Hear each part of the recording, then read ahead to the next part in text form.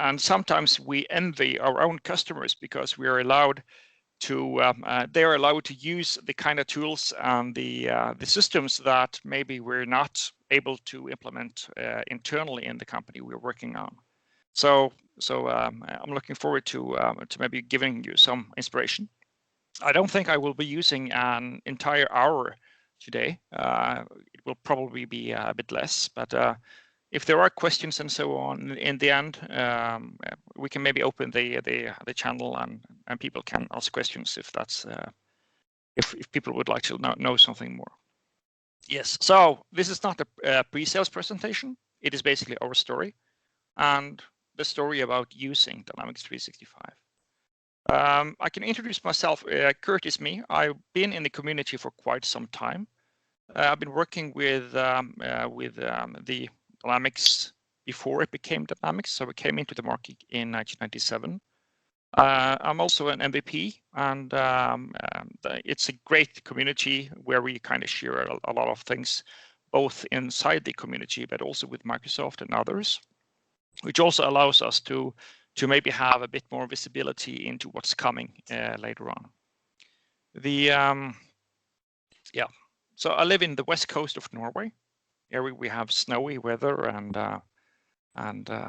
it is winter. I'm currently at my home office because the Corona pandemic basically made sure that we should more or less working from home. But I guess that's the same situation for most of all of you. Yes. So a story on how to start from zero. So our story started in December 2020. And here I had the opportunity to start a business together with some of my best friends, all from scratch. We had nothing. The only thing we had when we started was our knowledge. We know who we were and we know what we know. Other than that, we had absolutely nothing.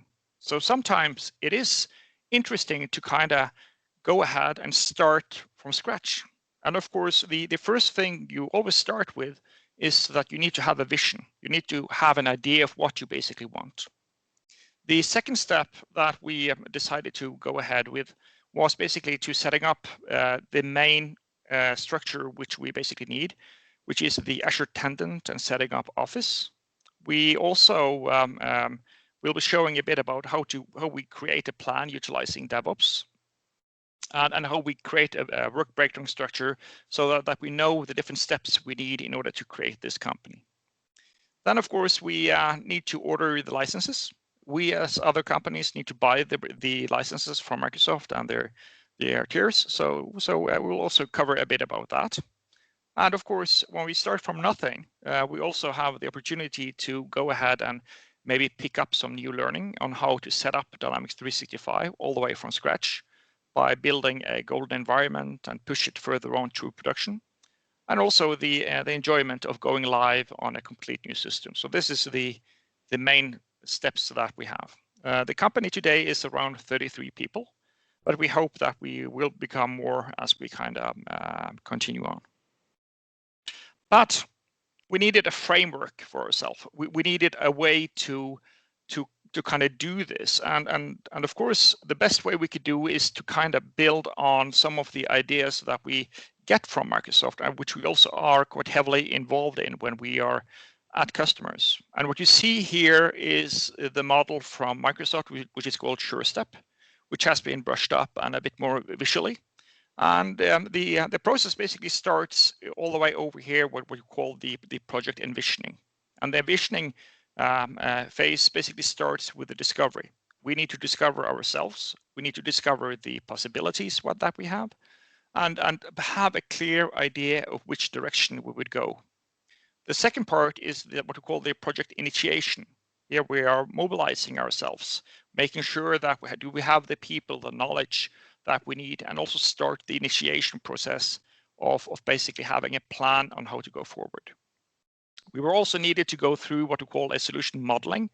We need to understand what kind of applications is needed to create a company. We know Dynamics 365, but Dynamics 365 is so many more apps. We have the customer engagement, we have support, we have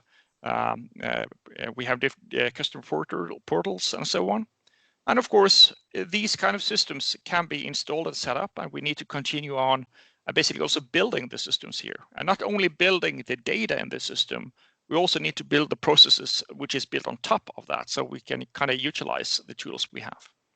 Testing is of course essential, and of course the steps afterward, which is called project support. So this is the main core of how the process going forward as we go ahead. The Surestep also contains a lot of deliverables. So we wanted to kind of include that into our scope to better understand and basically see how is it actually to work on these deliverables when we're working on it on ourselves. So in the discovery phase, we kind of have a few deliverables like solution, blueprint, scoping, estimate. We need to have some gap fit. Do we have everything we basically need in order to go ahead? And you also see that there are some of the same deliverables we see on the mobilization and on the initiation side, where we kind of see what kind of people do we have, what kind of knowledge do we need to build, who should basically do what. And we also need to have a team alignment and train ourselves on the tools and how to kind of generate the first element, which is called the pre-production environment setup, which allows us to set up the system. So I will not go through all the other aspects here, but this is basically the idea of some of the steps that we want to cover in the setup of this. So let's start with the beginning, the project envisioning. What do we want to accomplish? And that's a very, very important step when we basically go ahead. Go ahead, talking with your customers, talking with yourselves. What do we want to accomplish? And the first thing we kind of looked into is, okay, what do we know? We know that we are consultants. We know that we deliver business processes at our customers' technology every day. But we kind of identified that we basically fall into 4 specific areas of the people that we have. So we have people which is quite knowledgeable into finance. And the one thing we did here is kind of to identify, okay, what is the main areas that we know in finance. Okay, yeah, we do know budgeting, forecasting, project accounting, invoicing and billing, and accounts payable, and so on. And these is basically some of how we can build a work breakdown structures on the processes that we actually need to have in our own company. When it comes to the other areas, like commerce, we are not a retailer. We are more like a project-oriented company. But then again, we do have a lot of knowledge on how to build customer journey experiences, how the back office systems should be together. So even though we are not implementing commerce on ourselves, we at least have the knowledge which allows us to provide this as a product to the market. Then, of course, we have what called the supply chain, which there were an excellent session before I went on, which kind of explains all the different steps and the possibilities we have here. But the main aspect where we are finding that we have knowledge which proves interestingly is what we call the Dynamics 365 project operations. And the more I look on these solutions, the more I test it, the more I see how it's working, the better it actually becomes. Because one thing that we must acknowledge in our community is that it has been siloed. We kind of have the finance and operation guys who is working on all the stuff with the X++, and then you have the others, those who's working on the CRM, which is basically a term which is still being used. But I've been basically an F&O guy, loving X++, loving the main processes we have here. But the more I see about the project operations, the better it actually become. It is interesting to see what they has been building on the Power Platform, how it integrates into the customer engagement apps, how everything kind of floats together, and what they have there. So this was a very positive experience for us to kind of see that, yes, the project operations is basically one of the area that we should look deeper into. We also wanted to have some ideas about what kind of organization we would like to have. The type of organization that we very often work in is what we call a top-down hierarchy. You have the big boss, you have a bureaucracy, you have middle managers, and on the bottom you will often find all the consultants, which is divided into silos. So you will say here you have the finance guys, here you have those who's working on supply chain, here are the developers, here are the technicians, and we kind of see that many of the companies have siloed their entity, and we wanted to kind of look into a different direction. So we want to go into what we call a new concept in which is basically called pods, or which is basically an agile way of thinking how we build an organization. So instead of having this very hierarchy element, we are kind of then drawing our organization as circles. So within the circle, this is a set of people, and the people is not necessarily similar. It is basically different kinds of people who has been put together, because when you're delivering something, when you are focusing on something, you both need the functional aspect, the business aspect of it, you need the technical element, and you maybe also need people who can assist and kind of lift up the others. So we wanted to move basically from having organization as machines to basically have an organization as an organism. Basically saying that the way we scale our company is basically by building additional bubbles in the setups we have here. And having elements here where we are adaptable to quickly change things, we are flexible on what we're doing. We boxes and lines basically less important. It is more focus on the action that we want to have, and that we are building the teams and the people we have around accountability. And of course, in the center, we would like to have leadership which kind of shows the directions and enables the actions that we would like to have. So one idea, the direction, I'm not saying that everything of this is, of course, completed, and we've only been alive for a month, but we see the patterns that these kind of things is now getting more and more implemented in the people that we currently are. But this is a way that we also wanted to work. We wanted to have something we called self-contained permanent vertical pods. And a pod basically consists of a set of expertise, as I talked about. So we have one people who kind of takes the voice and the leadership voice of this, which is the pod owner, or more or less a solution architect. And he is accompanied by typically one who knows finance and is expert in reporting and so on. And maybe also what we call a vertical domain expert who do understand the business processes from a customer perspective. And having technical people alongside is always welcome, because they do understand the technology which is there. They can go in, open the hood, and see the X++ code of what is actually being executed and so on. But it is also important in these kind of teams to have the kind of junior consultant which is learning this, and we are lifting him up and making sure that he can also upload some of the concepts we have.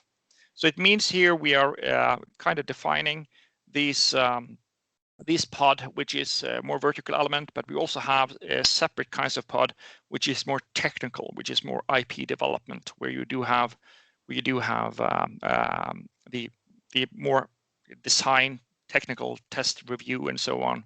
So here is basically where we hope to have the developers going and creating from a backlog they have.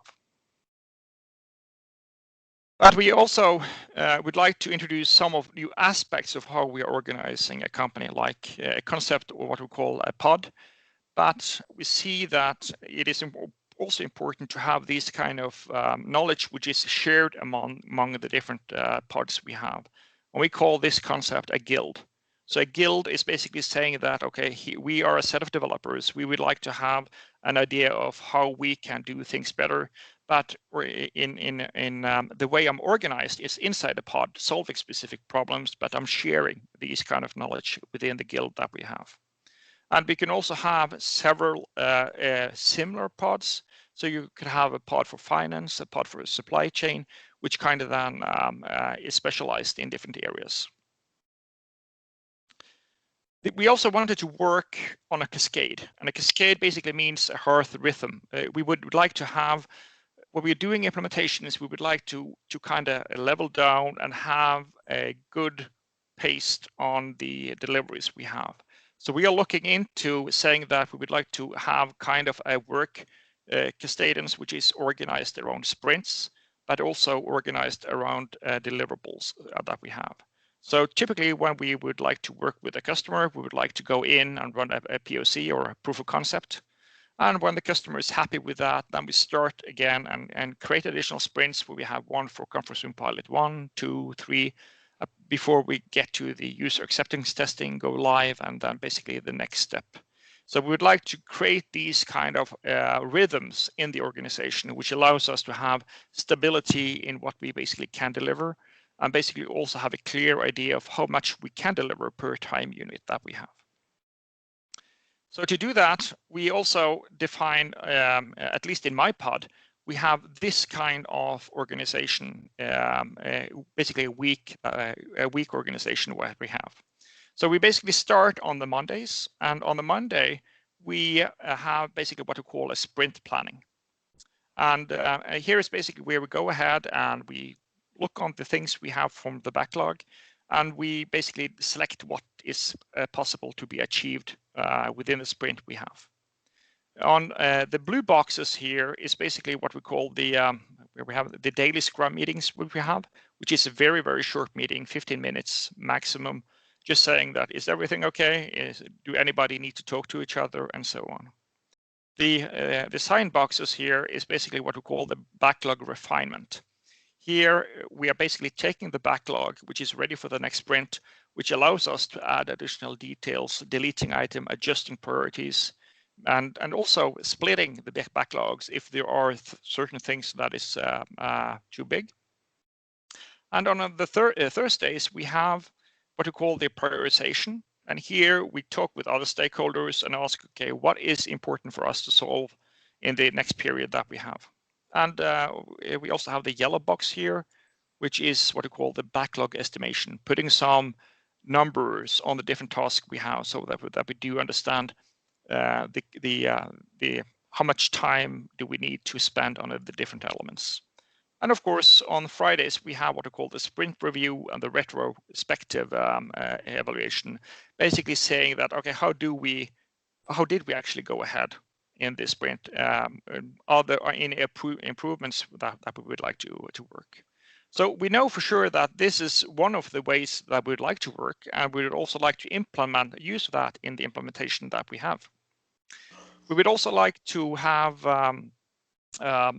organize ourselves in physically that we are organized around these agile pods, which basically means we are sitting in these smaller rooms. We are located, we have an office in the middle, and so on. We have whiteboards and video conferences.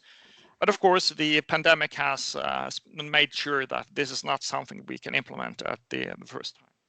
This is some of the ideas we're thinking about how typically a office space we would like to have, where you do have a close setup of the people, where you do have DevOps dashboards that shows us the progress and so on. But okay, that's one small tip. What we kind of used to actually decided to do is to, when it comes to the branding and the marketing of the company, we actually chose to look into other communities which also exist out there. And one community which is quite nice, which I fell in love with, was a community called Freelancer. And the Freelancer is basically a place where you can ask for something. And one of the things we would like to do was to create a teaser video for the company launch. So here you just post in what you want to happen, and you get a lot of offerings from this community. And they are basically creating this for a quite reasonable cost that you have. I've also seen a lot of others who is especially working on the customer engagement side. They are also offering their services through the Freelancer. So that could be a good idea when you go ahead and check out these kind of elements. Let's go ahead and look on the project initiation phase that we have. So the first step that we needed to do was to set up a Azure AD tenant. So that's basically the first thing. We need something that identifies us as a company in the entire landscape. And this is quite an easy progress. You just go into a website here, you do a kind of clicks, and suddenly you have a tenant. This tenant is typically a tenant which is called Inspire 365 on Microsoft or something like that, which you do get a URL, but you do get a URL which is basically being given to you by the Azure Tenant. The next thing we of course did is when we've gone through the registration, you suddenly do have full complete access to the Azure Tenant, and at this stage we did not experience any cost related to this. It seems like you get these for free for at least 12 months, but it is basically the acting platform for the entire company. Then of course the other part which we also did was to add the different users. In the beginning, we added them with the traditional email address that they had, but later on we changed them to giving them the proper email addresses so that we have. But importing the people here is quite an easy process. So you can also do it manually, so that's a good thing. We also did create a lot of user groups. So we created a user group for employees, for HR, for partners, for founders. Yeah, all the kinds of different group settings that we needed in the company. Then we went ahead and bought a domain. We typically use GoDaddy, but there are several other offerings here.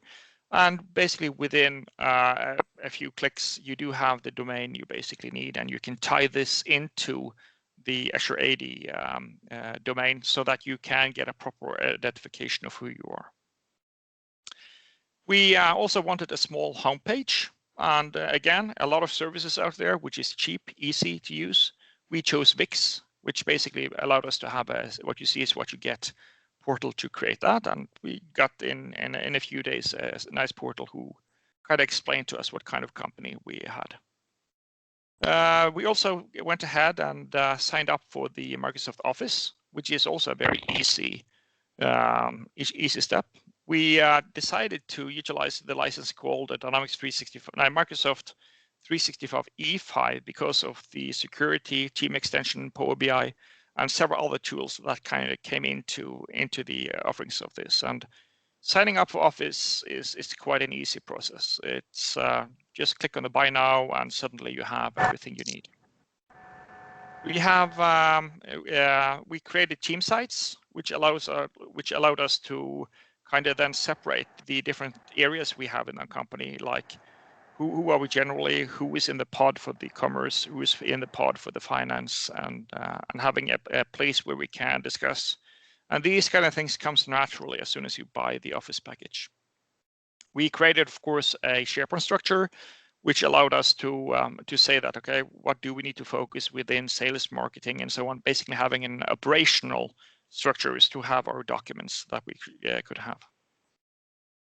We also, when we had the Office part, then of course we do get all this palette of different tools. So we do instantly get Word, Excel, and all the different elements. And many of these things are something that we don't always think about, but it is amazing how quickly and how easy it is to roll out and utilize these kind of tools in the landscape today. So it's basically a few clicks, very easy. It requires very minimum knowledge to set up all the elements we have there. Then, of course, we get into the next part, which is basically ordering the right Dynamics 365 licenses. And for the licenses part, we knew that we needed to have a finance license because we do have finance, but we would also like to have the project operation license, which allows us to use the Dynamics 365 project operations. But in addition to that, we also purchased a few licenses for supply chain and commerce.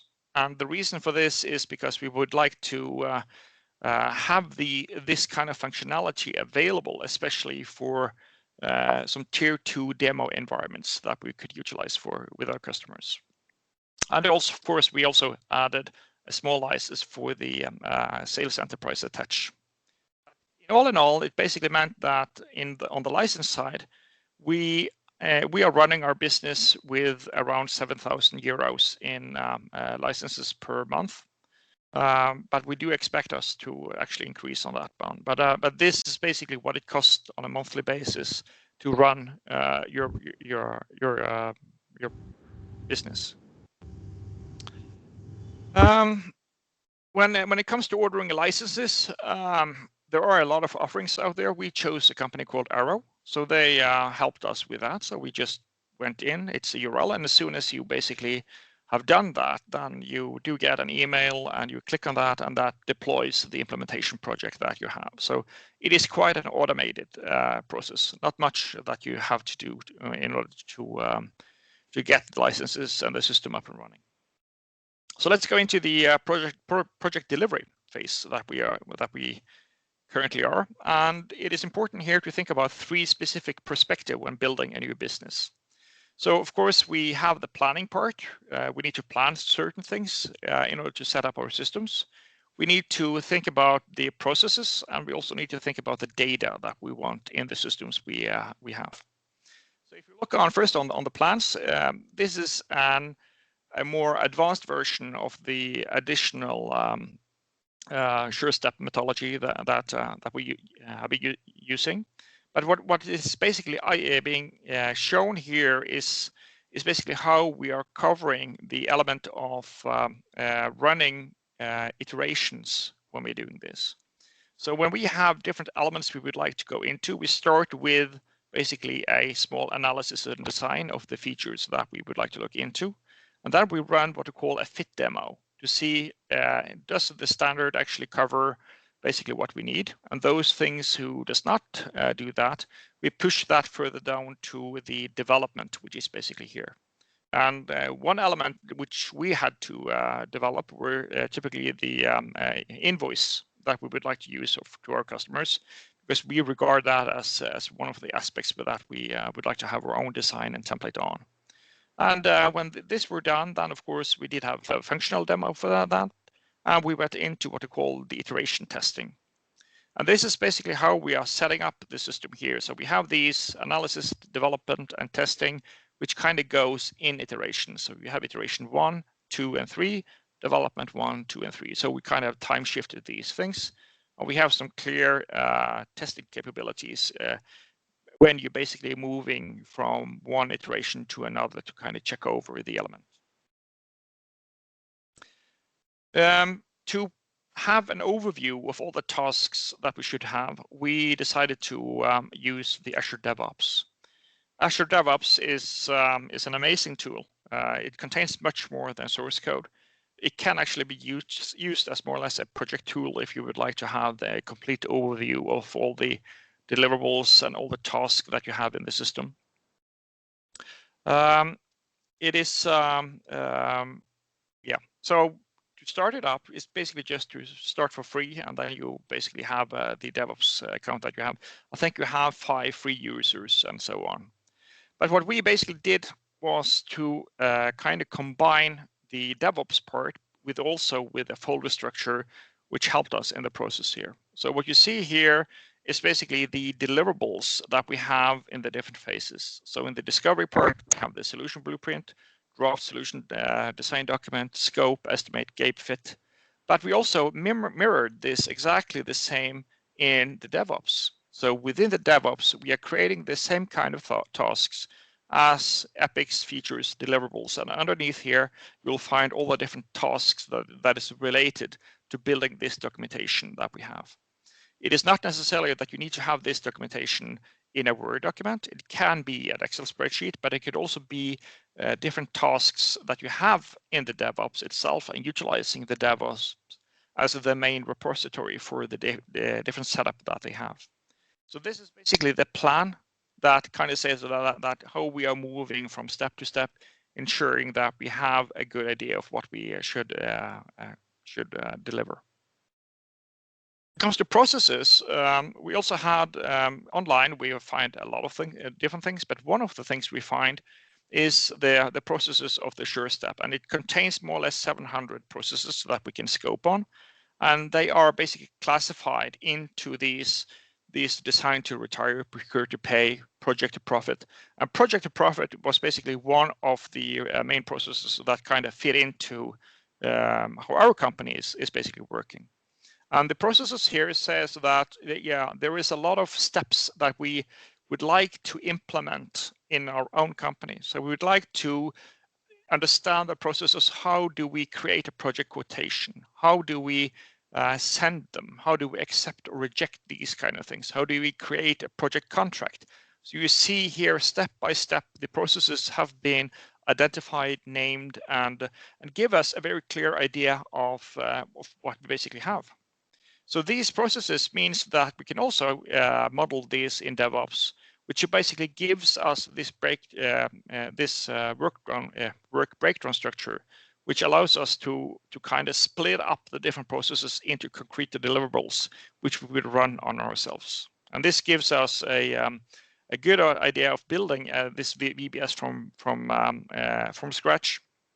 And what we basically are and delivering here, we know for sure that this is valuable later on, because this is exactly what we would deliver to our customers when we go ahead in the future. We also create what we call a data entity plan. And the data entity plan is more or less giving us a checklist of everything we need to set up in the system. And if you recognize these kind of data entities within the system, you know that the system have something we call data entity templates. And the data entity templates here, Microsoft has done a fantastic job for us, because they have already identified which data entities is it that we need to set up, and in which sequence we need to set them up. Very often when we're working, you'll typically see that, yeah, you cannot create certain data before another set of data is kind of created in the system. So there is an important sequence in the element that we have here.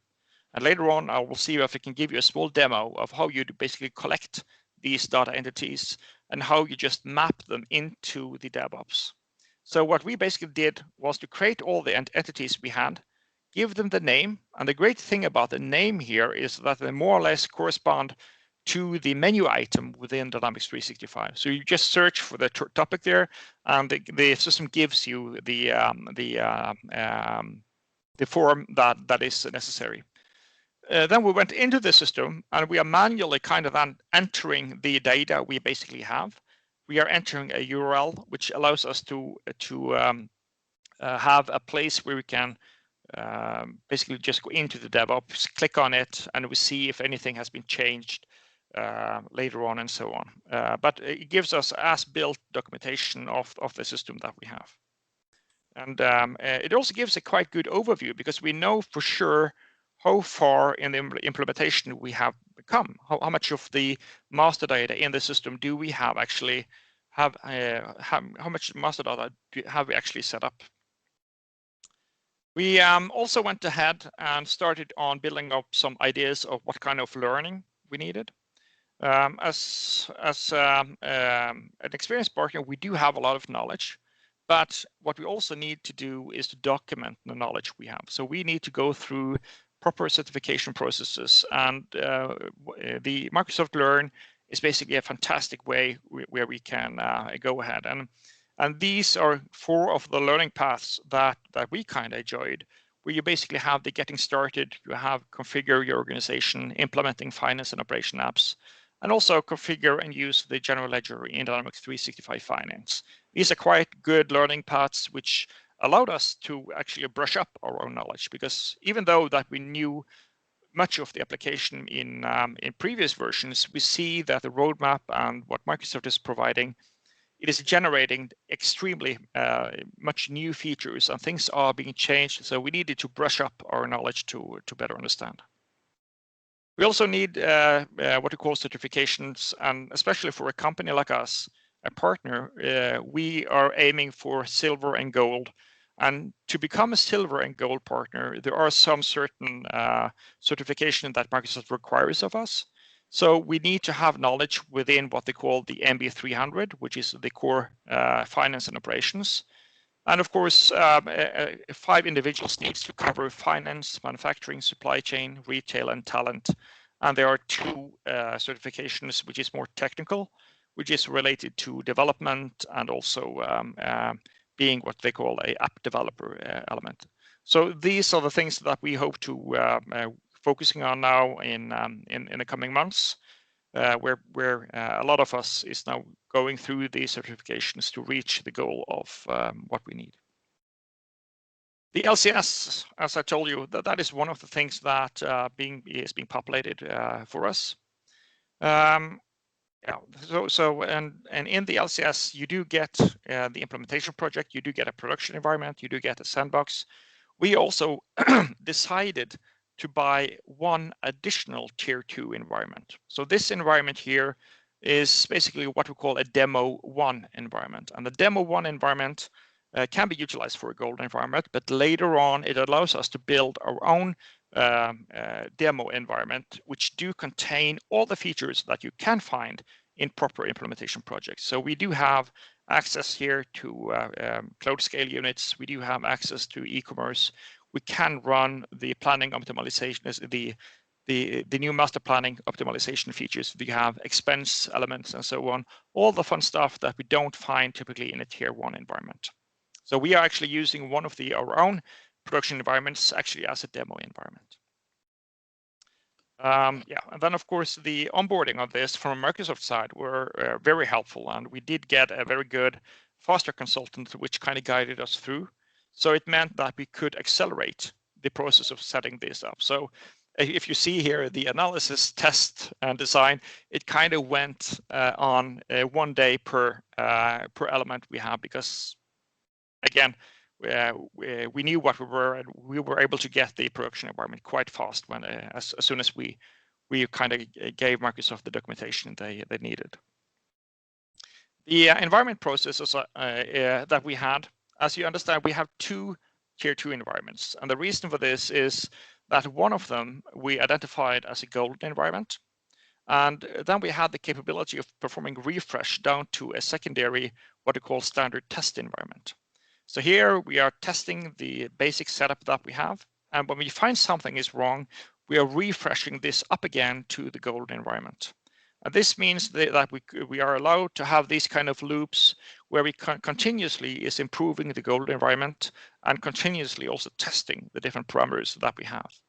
When everything is being approved and we see everything is right, it means that we do have a gold environment without any transactions, which is then basically promoted to a production environment. But the main development element of this is basically ordinary tier 1 cloud hosted development environment, which is then being applied to the environments that we have. So this is the main setup that we kind of decided on. And that of course gave us the environment that we have here. So this is a picture of the front end, but I will not go directly in and show you all the data there, because some of the things is not for sharing.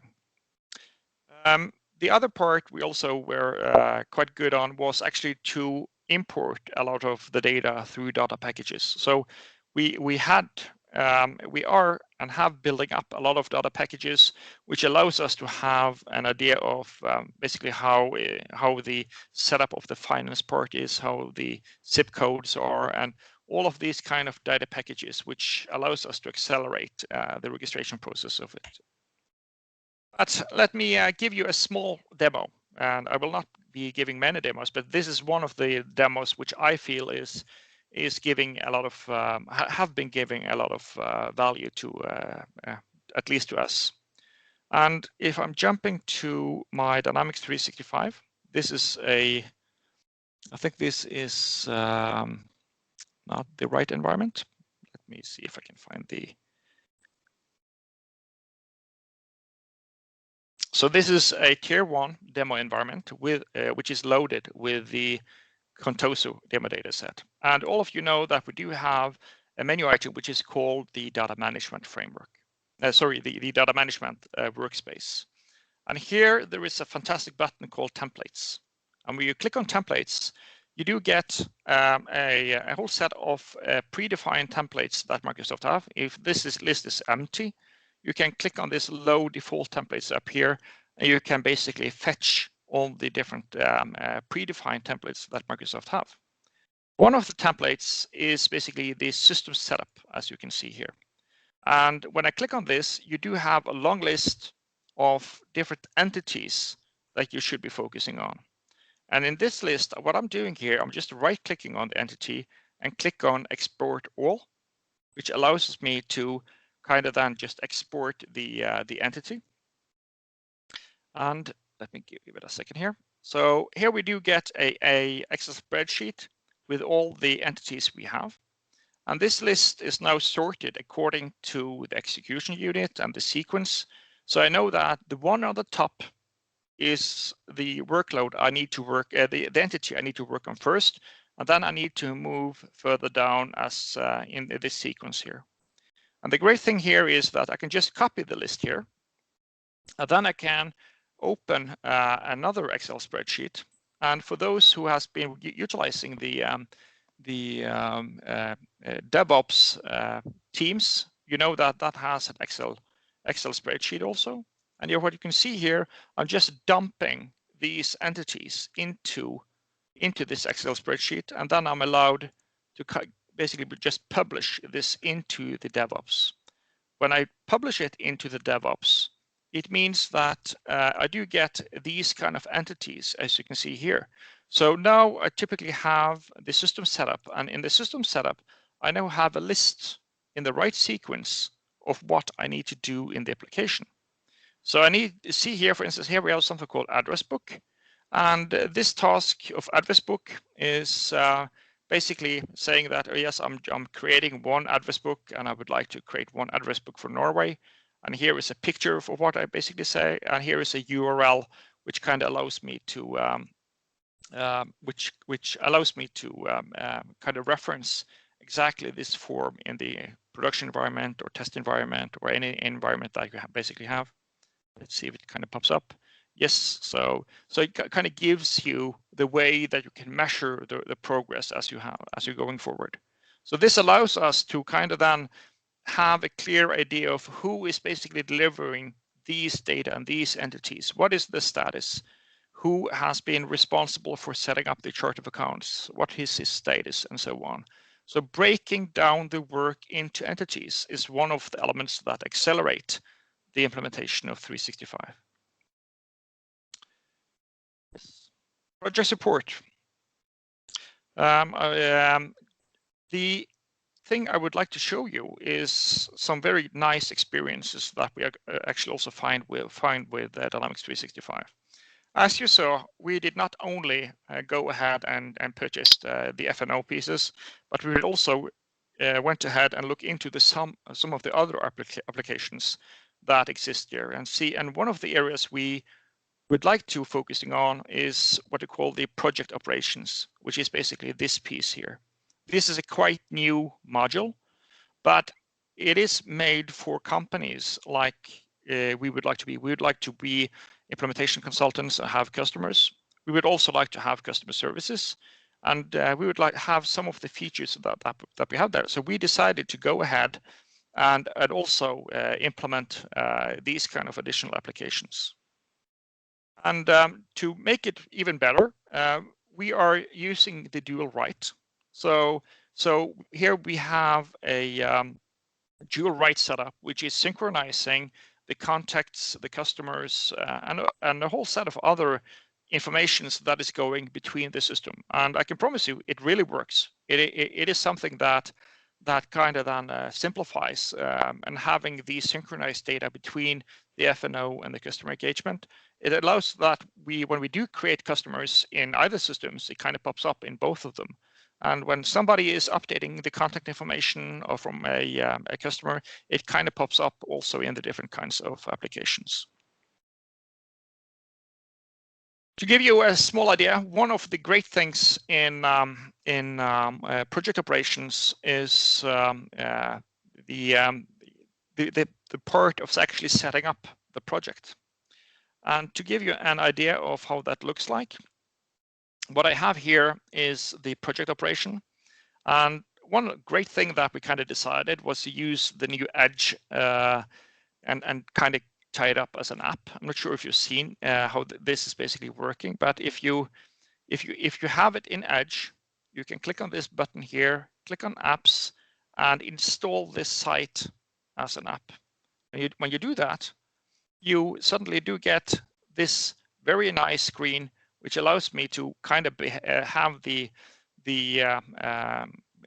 the F&O app, but also the project operations app as a proper app. You don't need all the different kinds of menu items that exist there. So that's a very nice point. But what you basically see here is a project. And the project here is basically a Surestep 365 template. And what I can do within the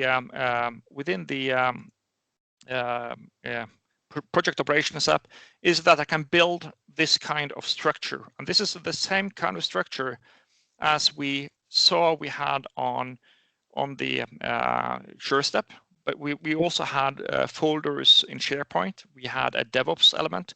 But what we would like to cover here is some of the planning pieces of this. So we need to have a tool of having the same kind of deliverables and saying that to generate the blueprint, I know that I need here a finance person, I have a solution architect, I need a project manager. I want them to spend 2 days on this. This is the duration part. The effort is 60 hours because they may be needing pre and post work.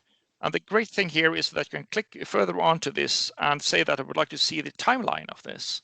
So in this case, I have the exact same view, but here I have the specific deliveries, but I'm showing them in a Gantt chart, which allows me to plan.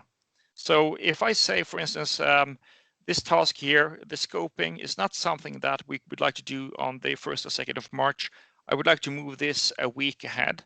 And you see it suddenly that everything is kind of connected. Everything kind of sticks together in a planning wise, which also allows us to kind of graphically utilize how do we actually plan on how the project should be and what is the connections between the different steps that we have. So this is one of the area that we would like to focus a lot on, but because it also gives us the ability to kind of use this tool for estimation. So if we open this screen, estimate. So here I know that this is the project manager, and here is basically how the costing would look like per week, I guess. You can switch this to see that I would like to see how this looks like from a revenue sales perspective. And I see here that I do expect that this project manager, this is the amounts he should invoice on a week by week basis. So the project operations part is basically an amazing tool, which I encourage all of you to kind of look deeper into, because it's it really gives the value to the F&O part to also understand the project operations part. We also are looking into how should we perform the time registration. As a consultant, registering time is, of course, an important step for us. But with the current 365, you can now choose if you would like to utilize the project operations app to entering the hours, or you would like to use the F&O pieces. So there are some parameters, so we can choose which kind of app we utilize for that. There are some restrictions you should be aware of, but we are looking at least into it. But for our part, we landed on entering the hours in the F&O app and not necessarily in the operations app. But we will be using the project operations app to perform planning and estimates, having the work breakdown structures that we need. The other part, which also were quite interesting, is the ability to have quickly create a support system, because as a company as us, we need to provide support to customers, and the Power App portals showed up to be an amazing tool. And to give you an idea of basically how it looks like, so let's try and kind of click on it. And this is a 100% out-of-the-box support system, which is connected to the customer engagement app, which means that it allows us to kind of have interconnected experience where you can offering support to customers. And this is brand new, so it was not everybody in the company has seen it yet. It's just a few people. But here I can go into my support, and let's see, hope that it works today.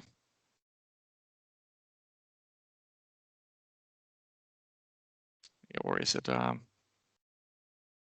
we go. Yes. So let's create ourselves a new support case, and I'm clicking on new case. And in this case, this is a demo case. And in this case, I'm the customer. And you see that instantly when I'm starting to write this, the system starts coming with suggestions. And these are articles and these are forum elements, which we can now provide into the support experience that we are giving to our customers. And in this case, we have basically a problem. And the subject we would like to have is saying that we have here some problem with the travel and expense. Where is this module now? Like that. And of course, then attach any files and basically submit it. And what's happening in the background now is that the system is creating the support cases in the customer engagement app. And it kind of works directly out of the box. And in this case, it says here that the case has been submitted and it's now included into the steps that we have, which then basically allows us to have both the ability for self-service right out of the box. We can also go back into the support cases we have and add comments and add more elements that we have. And when you go into the Customer Service Hub applications, you'll see that you will have, this is what we call a support tier 1 dashboard, which kind of then builds these kind of settings into queues, saying that these are the cases that exist. What is my result cases? What is my email? What is my activities? And you can have then the case management, where basically the question that the customer is coming up will pop up into the cases here. And it will give you the case number, and you have a timeline, and you have also this process up here, which kind of is helping you to have it step by step. In the CRM app, we also learned that it contains a complete timeline and email element. So you have ready knowledge articles and email templates. So as soon as somebody is contacting you through these systems, you're basically saying here, yes, here we have a thank you for registration email, which is saying that, sorry, which is saying that basically ready templates you can start creating on. And of course, this also results in an email, which is being automatically sent out of the system. You get these kind of CRM tags. And sometimes when you work with other companies, you often see this tag which is being applied to it. And this is a unique identifier which you can search on the CRM app, which allows you to see the entire trace of that. So that was a very positive experience when it comes to establishing support systems. Yeah, and this is again just showing you the case status, so you can add additional statuses here, where you kind of start on the process of identifying who is actually reaching out to you for a support perspective. How should you perform the research of what the customer is asking about? Can you assign it to others and so on? And of course, a lot of dashboards you can add.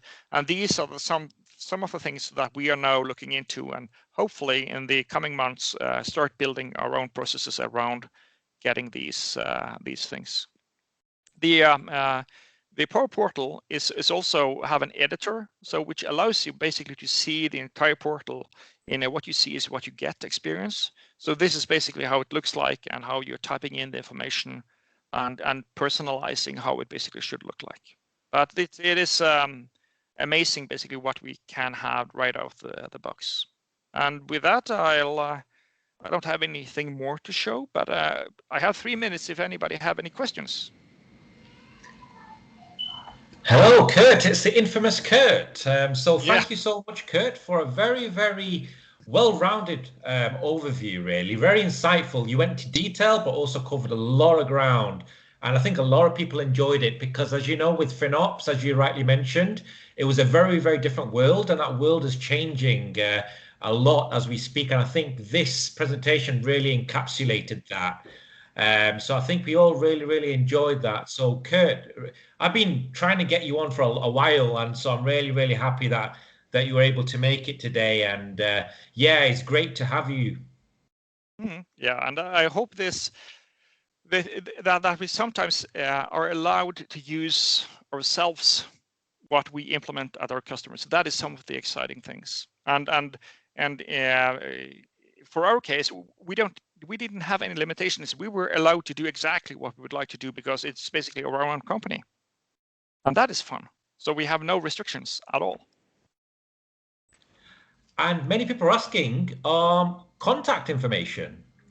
So we could share that in the chat window. Is there any specific websites you wanted to share, Kurt? Because people are asking. I'm happy to share your profile where people can connect with you via LinkedIn. I'll do that right now. Yep. So yeah. So if you search my name, you'll find me. So you can find me on LinkedIn. You can find me on my blog, and if you search really well, I'm quite certain you can find me on Google Earth also. So. Well, once again, thank you, Kurt. It's been a long time, and really glad to be able to see you in action today. Next up, so you've all got Kurt's details. Please connect with him. Very resourceful. So thank you, Kurt, and please do connect with Kurt, who's on his very amazing journey, and he's a great MVP. He does lots of contributions to the community.